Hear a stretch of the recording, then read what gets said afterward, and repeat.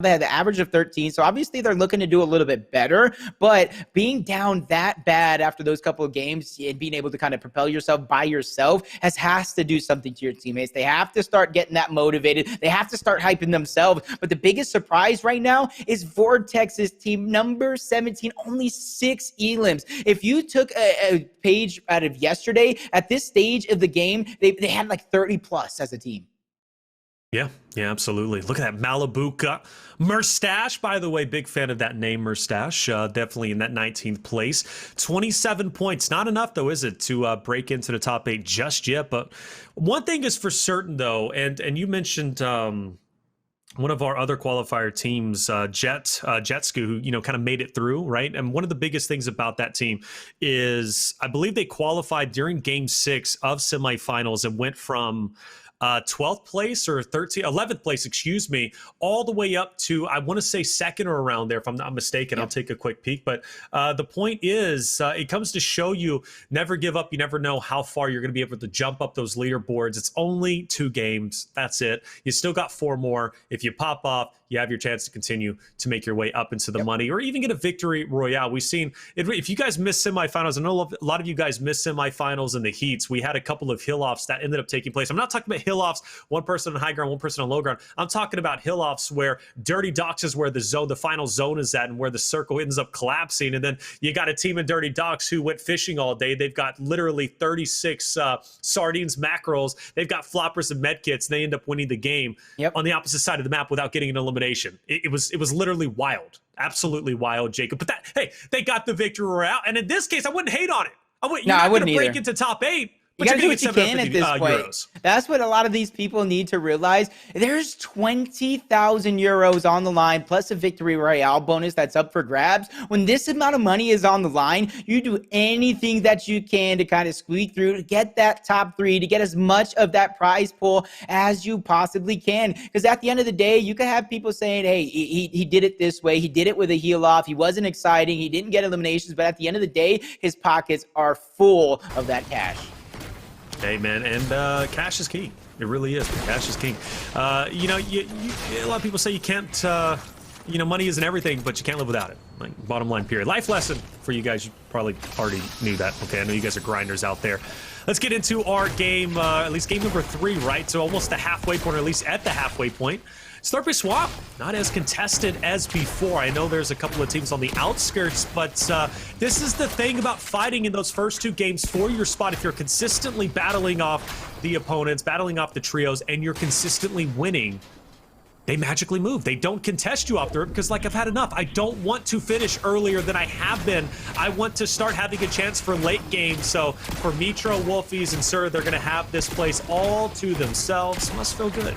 Honestly, you can't go against him. Benjyfishy, that was something I was talking about during semifinals where everybody's kind of dropping everywhere on the map. And I shouted out Coach Boop that was making that drop spot map to where you know who you're playing against, who you're going up against. They realized 0-2 off of that drop, not really getting any points. It would be almost crazy to continue to fight against some of Europe's best players in Mitro and his teammates. So that's going to be very interesting. But on this one, the back end, it already looks like the first elimination is going to come through. And Revsguard, and depending on where 100 team MrSavage is at, he might have got eliminated or escaped early.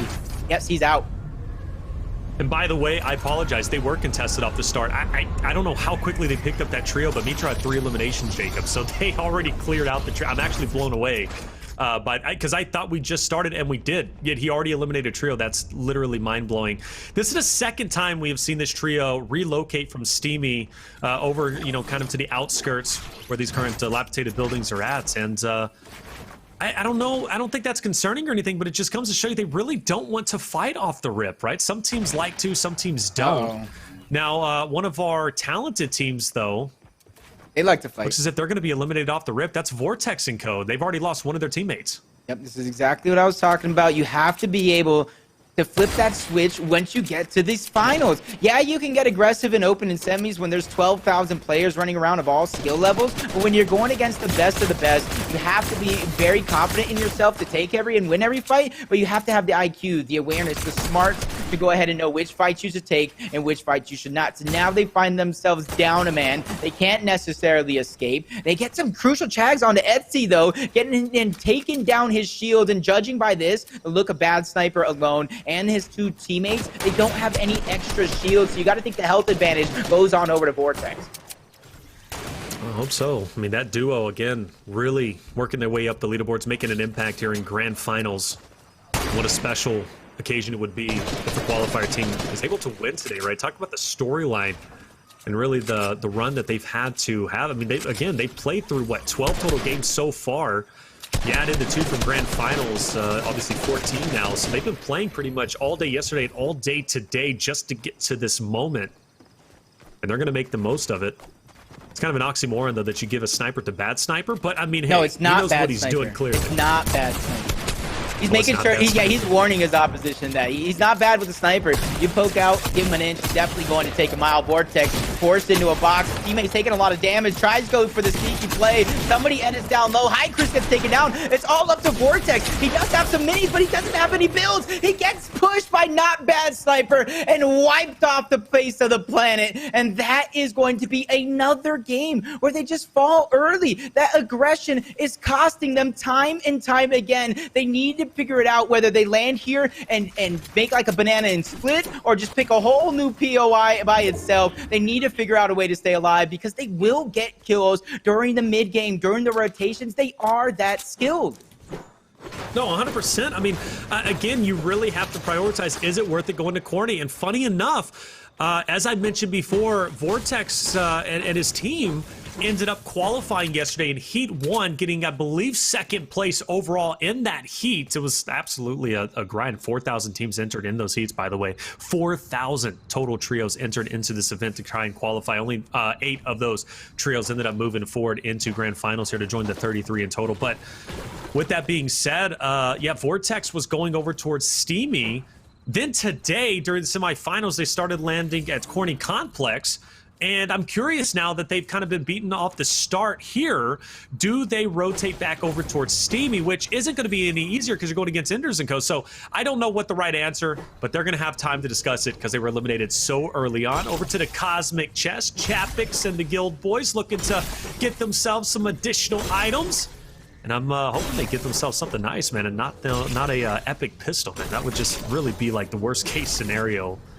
But what do we got here, man? Got some shields? Got some heals? Some sort got of the pump. sniper. Oh, all sniper. And heals, though. And heals. That's for Henry. That's Chapix, winners of game number 2. Going on board Thomas, Flick, and their trio here in the middle of a fight over towards Dirty Dots. They do have a little bit of that high ground. They don't have enough builds. If this one ends up to a build, they don't even have a lot of AR. They don't have a lot of shotgun ammo as well. This one could come down to who got that best drop, who got the best RNG and loot, kind of keep themselves going while continuously see them matting up. They're trying to spread out the ground. 15 shotgun shots in Thomas's tack here. So that could be the key here, the difference maker if this battle does go the distance and it continues, which is going to be important. That's why you see them kind of dispersing in different directions, because they don't have enough resources to continue this fight. Resources are king, just like money is king, and that's what they're fighting for. Dirty Docks, an area we have seen hotly contested really off of all 3, or at least the first 2 games right now in our third. And correct me if I'm wrong, last time this battle took quite some time, forcing the winning trio to rotate into Storm, or rotate out of Storm, excuse me, but take quite a bit of damage. Obviously not the best play. And judging by the builds, we've been here for some time already. We've been here from some time already. So lack of ammo. Not the best case scenario, and a lack of ammo too. And again, that's because the fight, that's probably a testament to how long this fight has been going on. They're definitely going to feel the effects here in a moment as this one does continue. Depending on what that vending machine has, they can get some heals from it, whether it's bandages, med kits, minis, whatever the case. they have to survive. And there's another trio right outside Dirty Docks that looking like they're making their way in towards zone to either clean up one of these two trios once the fight finishes, or to clean up both and try to get as many points as possible. They're already putting those shots onto the player holding the high ground. There goes some Fireflies as well, trying to burn the players out with what little mats they have left. This one can be very, very costly to almost everybody involved's game. And I'm curious where Anis is at. I mean, where... He had the high ground. He was the one getting tagged up. So he's the one getting tagged up, but I mean, he seems fine just now. I'm just wondering where the next pinch is going to take place, and I'm kind of curious because you have another team moving in. Where in the world did this trio come from? I think it's actually a duo, but now you've got 3 teams fighting in zone, in Storm. This is not the play to make, and I'm consistently seeing this from game to game, and I'm telling you, this is not a winning strategy in my opinion, but hey, it is what it is. We are here in the moment. Hard fight on your screen, still with the trio of Quentin and Frey. And his trio was able to at least find 2 a little bit earlier, Jacob, but Frey in a bit of a troublesome spot, and he's going to be able to hit that final shot. Well, let's find out. Hopefully they don't regret trying to take this fight. Look at Hardfind being dropped down. Quentin is taking a buttload of damage. They only have a few med kits to try to get themselves back up. They get the team wipe, so they're going to be able to clean up this. They have, I think, about 3 med kits to divvy that out, depending on how far the zone is, though. Like I said, that could be costly to everyone involved, because you see those 2 teams that originated that fight, both of them are no longer in this game number 3. Still don't know what that push was from Frey and co. Yeah, I don't. That was a weird push, but I mean, but they're still alive. It might not have been smart. Made it work, but it might have been unconventional. But let me tell you, those points are definitely going to be the difference here in the end. Because obviously, especially if you take out one of those top teams, and you can move up those positions little by little. But I agree with you. That fight was definitely questionable.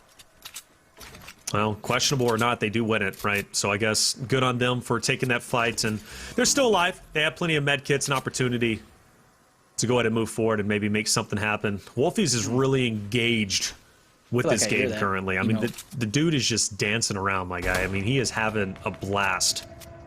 Can't blame him. O'Reilly. Yep. We're learning. We're learning. Like, we're learning. You just got to give us a chance. You got to give us a chance. If this was NA East, I tell you, I'd be a different man with these names. But tell me I can understand that's Noah O'Reilly, though. Let's be real here. But he's sitting on the outside of zone, so close towards the edge, so he's gonna be able to spot all these players trying to rotate in, trying to get those tags. 77 players alive, so Storm Surge is definitely a possibility here. All right. At this point in time, honestly, I mean, they're just going to try and get pop shots. No one's really trying to get any engagements here outside of maybe if they have a sniper or get a quick pick, but for the most part, everybody just kind of setting themselves up in the positioning-wise. Love the fact that we're over at Risky. Whoever has that theater side, though, is going to have a distinct advantage. So hard to take over that position. Plus, you have the natural build just behind you. Great spot to be in. Heads-up play, but obviously Risky not going to be within a safe zone. And here's Storm Surge, 77 players still up. So once again, another stacked lobby. I expect as we get deeper into the rounds, obviously this is only round number 3. Once we get to round 5, 6, lobbies are going to be dropping off fairly quicker as teams are going to be wanting to fight off the rip a little bit more, be more aggressive, pick up those limits. No way! Wow! He did not, but the fact that Etsy even took that, yo, well done. Hey, that's one of those threading the needle shots, and you can see it really affected the mindset of this trio. They're just trying to back out, play it a little bit more safe. They do have the edge of zone towards their back, so if they do want to back out, they have that safe rotation, but there's so many teams to the left and right that as this fight does last a long time, that third-party potential is there. But as the zone gets closer and closer, these players are going to get stacked in like sardines. It's going to make that fight a little bit more risky, and they're not going to want to take that fight. They're going to want to rotate out. They have some jump pads. You see, they have only 1 mini on the hands of Marvin. So this is where these decisions can really cost you later on in the game. Take an early fight. You use those minis. You use those med kits, try to heal back up. They're not going to be available for you the end game, to where you really have to make sure that your HP and shields is up top. All I gotta say is Esty, you scary, man. I mean, if you're gonna be taking shots like that when someone's taking your wall and you're normally trying to get the pump tags, but you're bringing out a sniper, hey, you're scary, my guy. You're scary. Well, that trio's still alive. I'm gonna hop on board with Scram and Kiko and see what they're gonna be up to. And Scram had a big impact in the late game, in game number 2, Jacob. And he could very well do much the same here. Now, this is one of the most frustrating things when you do get lobby focused. And Fishfall obviously taking quite a bit of damage. Luckily, we'll have the meds to be able to refresh, but great tags down below, and Arthur is in fact going to fall over. Now the attack though is really raiding True. 116 tag and a trio is gone. And that was Archer and Crow. And Crow, another talented player that made a huge impact during our semifinals. Yeah, they won game number 1. A little shaky in between, but they clutched it up in game number 6 to advance to our finals. Even though they do get taken out, they definitely put a lot of work in, obviously, their Fortnite careers, but today as well, as those players that I was talking about, the left and the right, getting thinned out little by little. They're just sitting into the zone, waiting for the next one to kind of show themselves. While there's a few teams sitting in Pleasant, they're going ahead and try to get the necessary tags. I'm not sure how much of a possibility that they have on the side of Letshe here when it comes to tags, when it comes to Sword Surge. You know, they don't have any eliminations to their name. CRR just goes down. I wonder if he was a trio or if a full fight was taking place, but that one is definitely going to be costly. We know how aggressive they were in this game so far.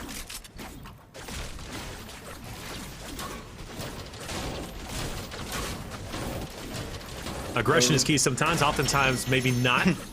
Like the fact that Kylie is getting that gold. Hey, look, you're over at Pleasant Park. You got some NPCs you can talk to, maybe even a vending machine around. I'm trying to look, but I can't see one at the moment. But I think there's one next to gas station, if I'm not mistaken. Maybe top off on your minis, half pots, or depending on whatever else it's going to be giving you.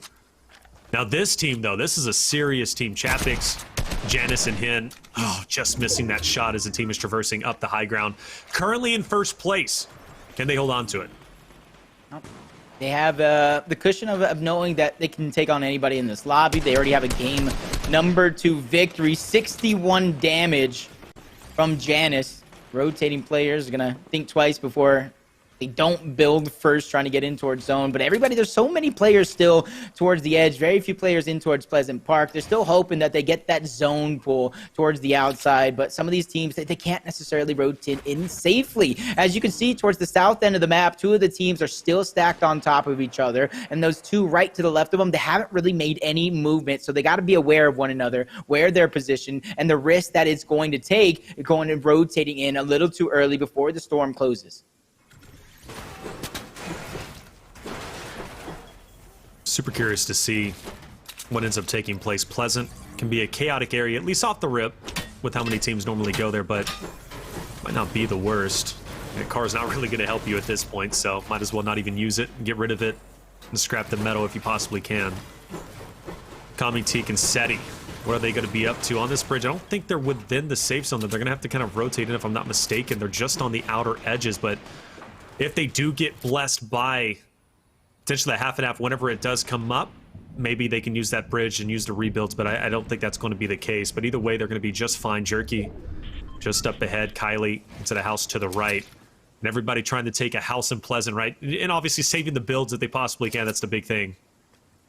Yeah, everybody's going to get packed in. But a couple of those players I was talking about early on going to get gifted by that pool, but everybody to the north side, they're going to have to figure out their rotation soon. That's why I always talked about getting the information, peeking through the cones, popping a window, closing it, just so you can know where players are positioned at. That way you know the information where as soon as the zone pulls, I know the situation north, I know the situation south, east, and west. I know exactly what I need to do as soon as it pops, rather than waiting until the zone pops. And then you're trying to peek through, figure out the rotation. You want to give yourself as much time as possible, but those pesky snipers, they take down Mongraal just for now as his teammates are trying to be the hero. They forgot about him for a moment, but let's get you into that box, big boy. Let's get you up.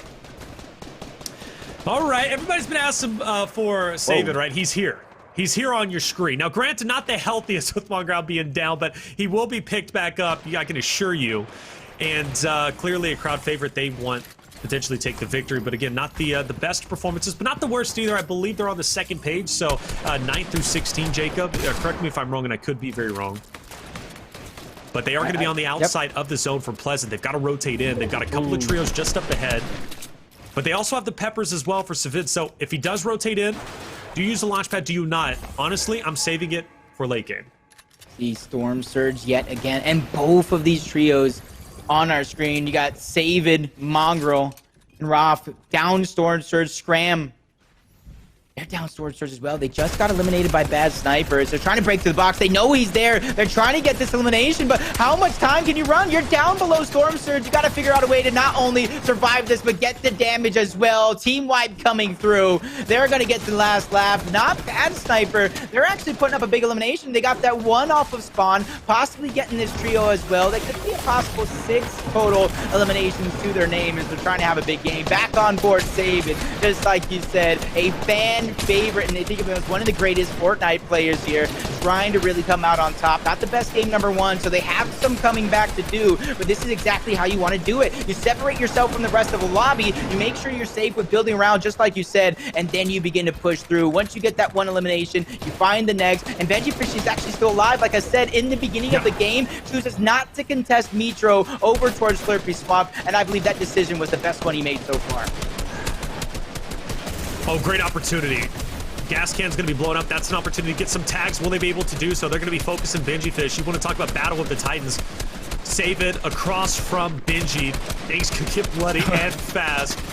And Benjyfish is going to be trying to rotate, but he's literally being focused by just about every single person. And luckily, though, he's been in this spot obviously many times.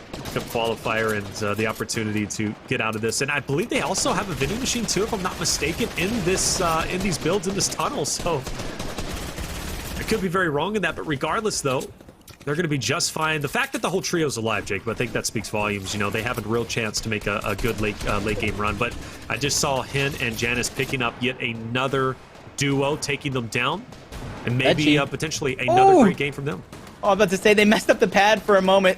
This is going to be bad. Kylie gets separated for it. I thought that was going to be an opportunity for the game number 2 victors to try to take advantage. I say game number 2. It's actually Noah Riley, the game number 1 victors, to try to create that separation and 3v1 their opposition. But he hits the jump pad in the end. Almost a big blunder as they missed it at first. As everybody's trying to pack in like a can of sardines towards this zone. Nobody is going to get gifted it, but somebody will end up on that front end. And that team at height is kind of hoping it's them. That way they don't have to expend mats trying to stretch forward.